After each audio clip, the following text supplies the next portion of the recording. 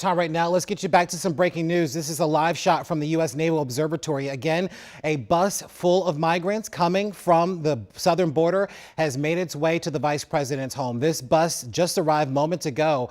As you can see there, dozens of people that simply have just blankets and book bags and just light clothing arriving here looking for some sort of safety and some sort of order. As we know, this is just one of several buses that has arrived to D.C. over the past several days, again from states along the southern U.S. border.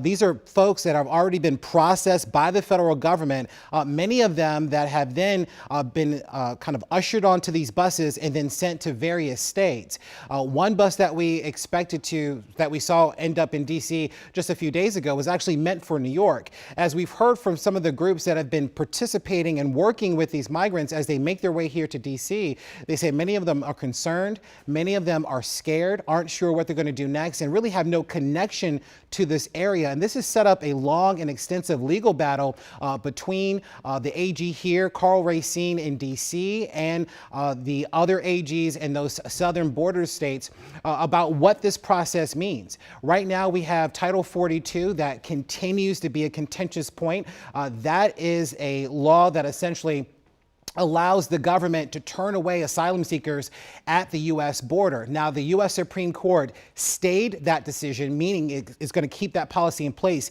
until about June, once a final decision comes down. But that policy is said to be contributing to this issue as well, because now, since all of these migrants that are asylum seekers that are trying to come to the United States are being turned away, that it's creating this huge backlog at the southern border. At this point, we know that there are about 1.4 million asylum seekers trying to gain access into the United States from various countries like Cuba, Venezuela, and other countries in South America. But as you can see there, a live look from the Naval Observatory shows you yet another bus full of migrants arriving here in front of the vice president's home. No doubt this is an issue with strong opinions on both sides, but really caught in the crosshairs of all of this are people that are looking for safety, looking for security, looking for support.